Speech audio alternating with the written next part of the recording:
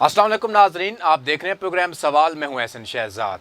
नाजरीन, अगर मैं इंडिया की बात करूँ और इंडिया के जितने भी एक्ट्रेस हैं, अदाकार हैं, और उनको बड़ा संभाल के रखते हैं लोग। और इंडिया में इंस्टीट्यूट ही बड़े हैं सिखाने के लिए, ख़ास तौर पर शोबिस के, चाहे वो गाना हो, कोई भी फील्ड हो। और इंडिया बड़ा कदर करता है अपने फ़नकार की, अदाकार की।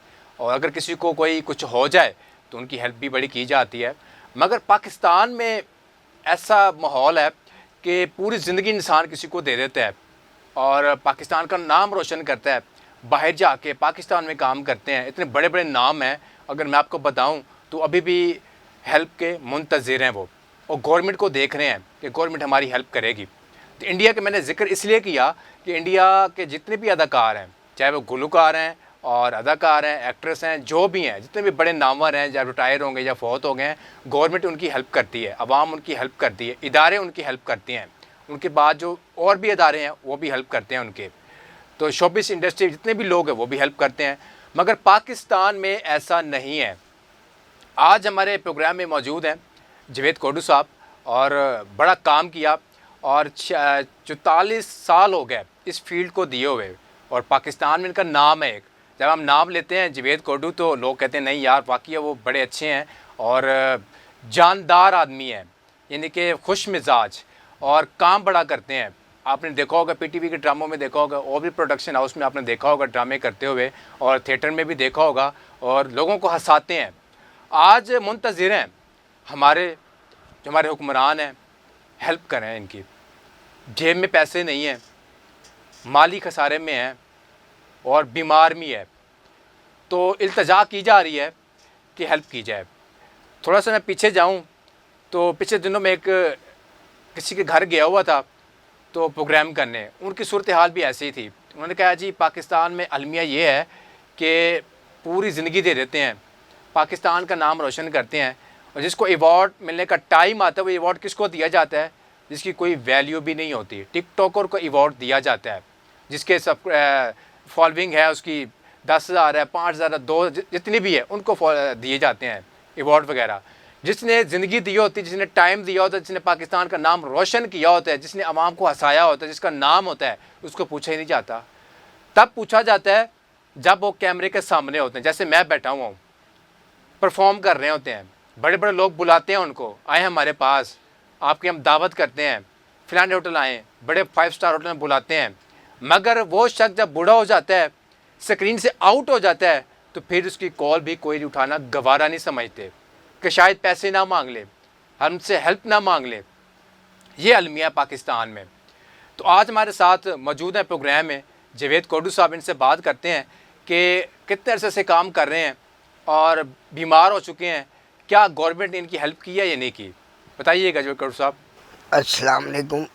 मैं 1981 से काम कर रहा हूँ और अल्हम्दुलिल्लाह बेशुमार फ़िल्में की। मेरा स्टार्ट भी फ़िल्म से था, बाद में थिएटर में आया, फिर टीवी आया, फिर रेडियो, फिर चल सचल, फिर दुनिया के तकरीबन कम मुल्क हो गए जहाँ मैं नहीं गया, और वहाँ पे अपने आप को पाकिस्तानी और मुसलमान रखा है। ये नहीं कि मैं यहाँ से वहाँ चला गया हूँ तो जो मर्ज़ी करूँ, ये बिल्कुल नहीं।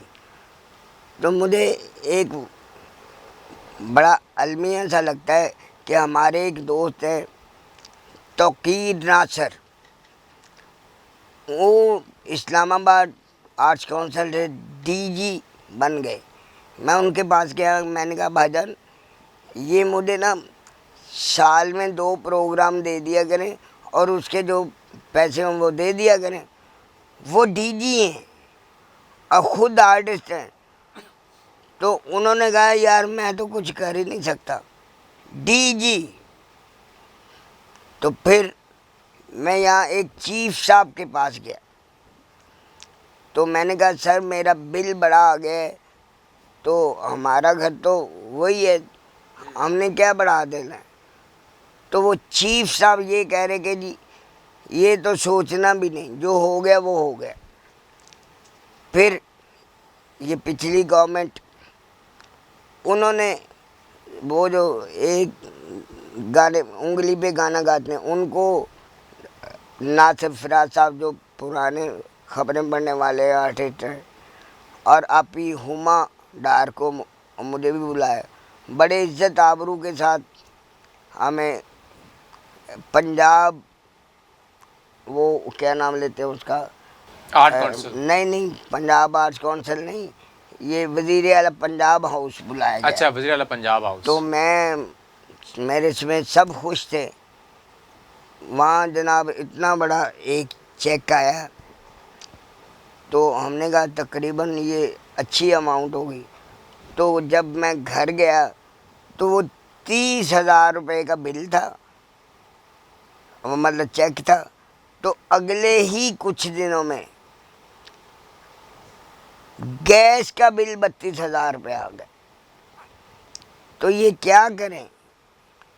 अब कई मरतबा ऐसे हुआ, मियाँ साहब कुछ ना कुछ अनाउंस कर देते हैं, तो वो बीच वाले जो है ना, बीच के बीच ही वो उधर के उधर ही कुचरा कर देते हैं।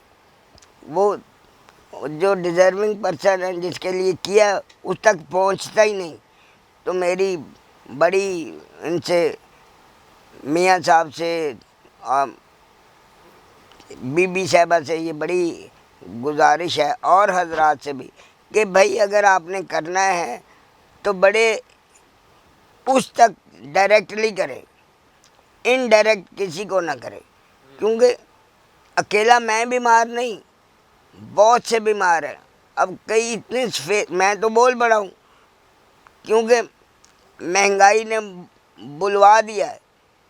बड़ा खुदगर्ज इंसान था, कभी किसी के साथ मतलब 2 नंबरी का सोचा भी नहीं था। तो आज मैं कैमरों में आके कह रहा हूँ, क्योंकि घर का बिल पूरा करें, बीमारियों के अखराजात पूरे करें, और बिलों के या घर का जो राशन पानी है। महंगाई तो इस कदर ज़्यादा हो गई है, मुझे तो अब शक होना शुरू हो गया है कि कोई एक बच्चा ना रखवा के तो फिर राशन लेना पड़ेगा, फिर दूसरा बच्चा रखवा के बिल अदा करने पड़ेंगे। आपकी किसी दोस्त ने हेल्प की, किसी की कॉल वगैरह आई किसी की? वो दोस्त 2 हैं, मतलब 2 नहीं, अच्छे हैं, उनका फ़ोन आता है बड़े प्यार मोहब्बत वाला। लेकिन वो मतलब एक साहब हैं, वो दवाई का, पूरी दवाई का नहीं, पूरी का नहीं, दवाई अगर 4 रुपए की आती है ना, तो वो 8 आने तक का मेरा कर देते हैं, यानी 3.5 नहीं होता। बड़े अच्छे हैं, ठीक, बहुत आला। अब वो कहते हैं कि नाम भी ना आए मेरा नेकी में, उनकी ये भी बड़ी नेकी। और बड़े बड़े लोग नेक हैं जो कभी कभी सुनते हैं, लेकिन सुनते हैं। अल हमरा आर्ट काउंसिल से कभी राब्ता हुआ? वहाँ पे काफ़ी लोग बैठे हुए हैं, और जितने भी शोबिस के लोग हैं उनको चेक भी दिए जाते हैं जब हालात उनके साथ बुरे होते हैं, मेरे साथ ऐसा हुआ, मेरे साथ ऐसा हुआ। मेरे जी, ये बेड पे मैं लेटा हूँ जनरल अस्पताल में, तो वहाँ के जो एग्जेक्टिव डायरेक्टर साहब और दूसरे साहब, जुल्फ़ी बुखारी नहीं, वो जुल्फ़कार जुल्फ़ी हैं। अच्छा, जुल्फ़ी, ठीक है। ठीक है, वो जनाब मेरे यूं बेड के पास खड़े हुए हैं, तो 50,000 रुपया मुझे ऑन दी स्पॉट दिया है।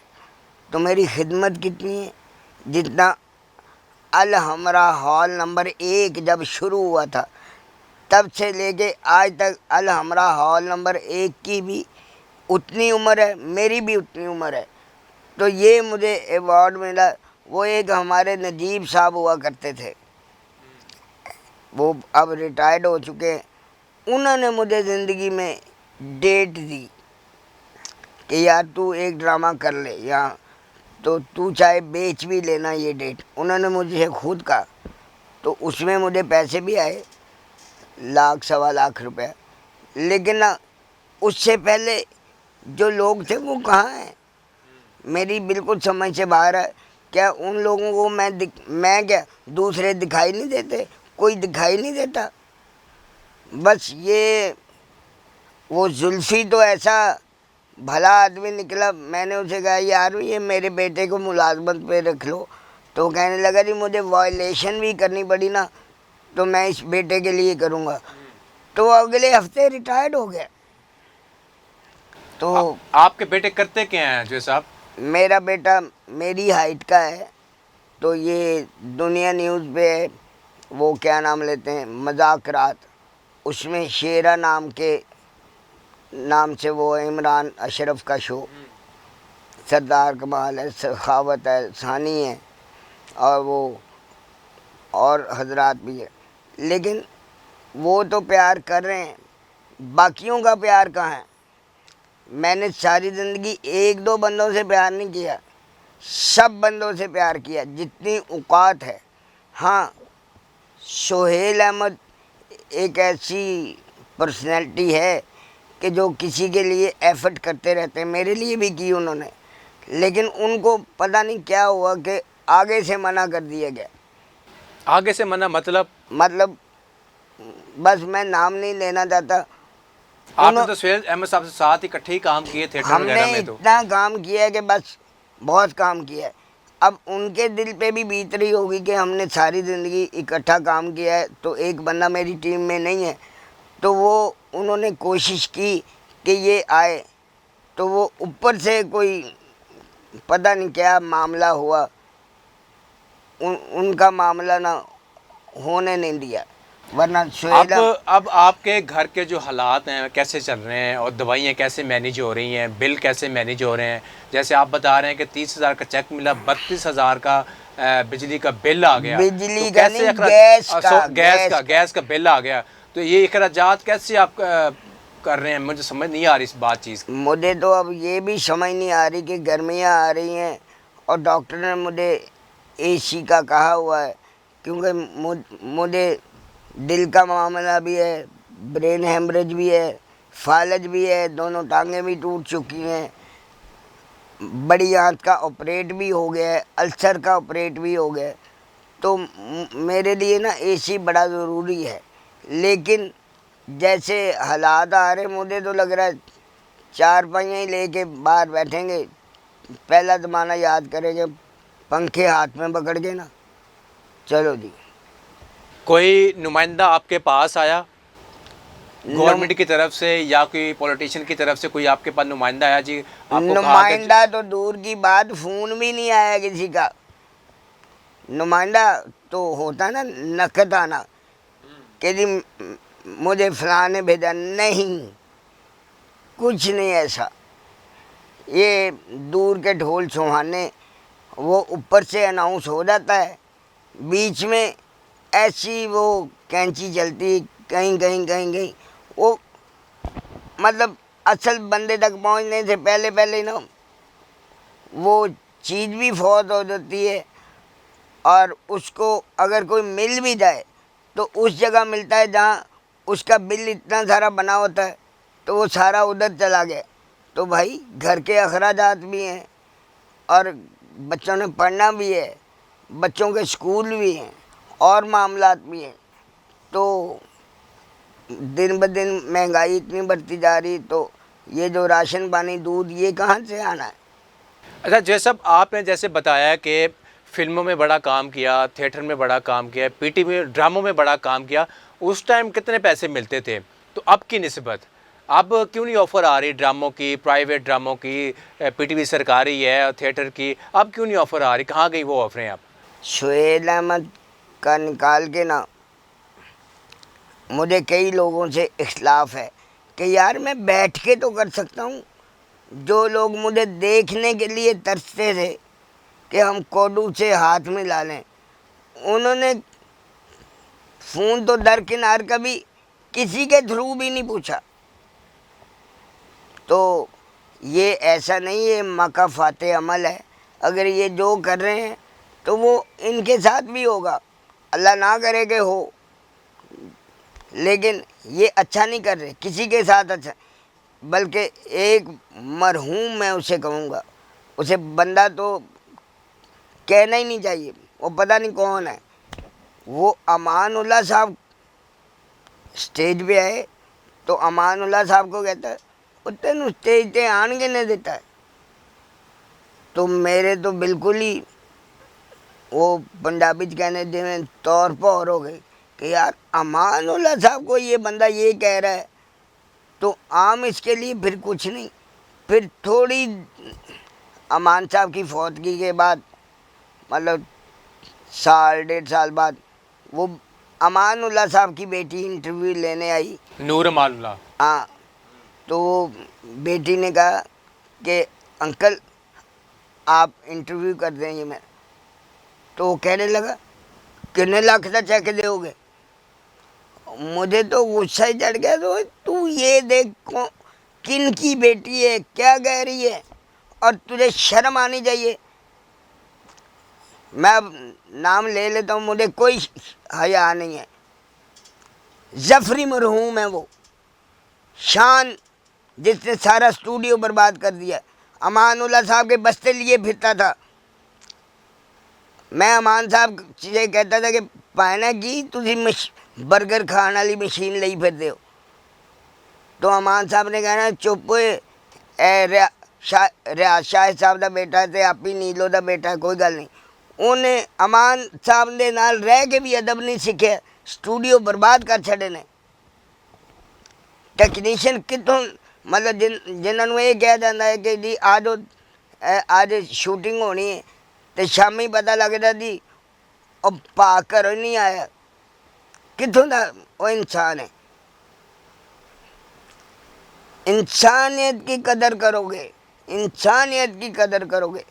अल्लाह सुबहाना व तआला का कुरान पाक में फरमान है जिसका मफहूम है जिसने रत्ती बराबर नेकी की होगी, रत्ती बराबर उसे दिखा दी जाएगी। जिसने रत्ती बराबर बुराई की होगी उसे दिखा दी जाएगी। तो उन्हें ऐसा रिवेंज कढ़े है ना कि फिल्म इंडस्ट्री का मजदूर भी होते तो जड़ा गेट कीपर है कोई भी होते खुश नहीं। सब तो पहले तो मेरा ख्याल है वो आप भी अपने तो खुश नहीं होएगा। अच्छा जय साहब, लगता है कि अमानुल्लाह साहब से आपका बहुत बड़ा प्यार था और मोहब्बत थी आपके साथ उनकी। अमानुल्लाह साहब मेरे 3 उस्ताद ने जी, अपना जमील बिस्मिल साहब, हाजी अलबेला साहब, जवाद वसीम साहब। जवाद वसीम साहब को मैं कुरान पाक पढ़े ऐसा लेकिन दोहराया है। तो बाकी जमील बिस्मिल साहब मेरे इस करके उस्ताद ने कि बच्चों का थिएटर करते होंगे सन, तो वो बच्चों का थिएटर बहुत उन्होंने किया है। फिर वो टैलीविजन पर एक उन्होंने चांस मिले, उन्होंने मेरा भी रोल प्रॉपर लिखा है। तो फिर उस वेले दे ना GM साहब कहते यार बच्चा करते सही रहा।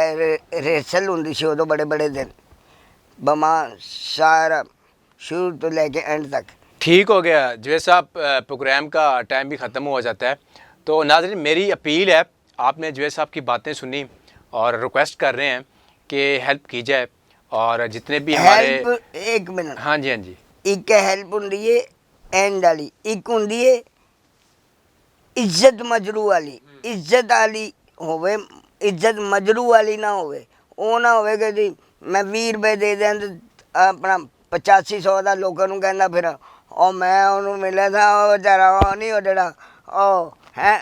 इस तरह नहीं करनी है, जितनी मर्जी करो, लेकिन इतनी इज्जत आबरू दे नाल करो कि अगले नू फील होवे कि हाँ यार इंसानियत की खिदमत इस तरह होंदी है। बिल्कुल ना कि इस तरह कि यार नाउज़बिल्ला नाउज़बिल्ला नाउज़बिल्ला नाउज़बिल्ला नाउज़बिल्ला। कई बारी मैं ऐसा सुने कि सड़कों पर ना कई बंदे कहते भाजी सदका लै लोगे, ਇਹਦਾ मतलब वो अपने आप ਨੂੰ इन्ना बुलंद समझ रहे ने, वो दूजे ਨੂੰ हकीर समझ रहे ने। जब आप सल्लल्लाहु अलैहि वसल्लम का मुबारक फरमान है जिसका मफहूम है अरबी को अजमी पर, अजमी को अरबी पर कोई फौकियत नहीं, काले को गोरे पर और गोरे को काले पर कोई फौकियत नहीं। तो असी ਉੱਠਦੇ ਸਾਥ ਹੀ ਕਹਿੰਦੇ ਭਾਜੀ ਸਦਕਾ ਲੈ ਲਓਗੇ, ਇਹਦਾ ਮਤਲਬ ਉੱਥੇ ਹੀ ਤੁਹਾਡਾ ਗੁਰੂਰ ਸ਼ੁਰੂ ਹੋ ਗਿਆ ਨਾ। ए तुसी क्या करोगे या अल्लाह पाक, अव्वल से पहले भी तू, अव्वल भी तू, मौजूद भी तू, आखिर भी तू, आखिर के बाद भी तू।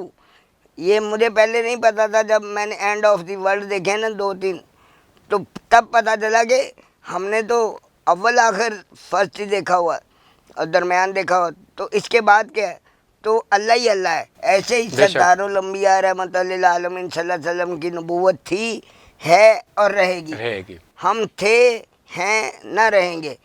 कोई था, है, न होगा। मैं था, हूँ, न रहूँगा। यही हकीकत है। ये आप देखें मकबरे या ये जो शालामार बाग है और कितनी कितनी बिल्डिंगें, वो बनाने वाले कहाँ गए? वो बादशाह के बादशाह चले गए। ठीक हो गया। इंशाल्लाह दुआ है हमारी, जो प्रोग्राम कोई भी देख रहा है हमारा और इस प्लेटफॉर्म के ज़रिए कोई भी देख रहा है, चाहे वो शोबिस का है, चाहे वो जवेद साहब के दोस्त हैं, कोई भी है, तो ये आपने बातें सुनी जवेद साहब की और क्या कहा इन्होंने, सब लोग आपने सुनी है। तो नीचे नंबर भी दिया गया है, आप इनसे रब्ता भी कर सकते हैं और जिस तरीके से उन्होंने कहा है, जिस तरीके की हेल्प करनी है उसी तरीके से आप लोग हेल्प करें। तो नाज़रीन, मुझे दीजिए इजाज़त। अल्लाह हाफ़िज़।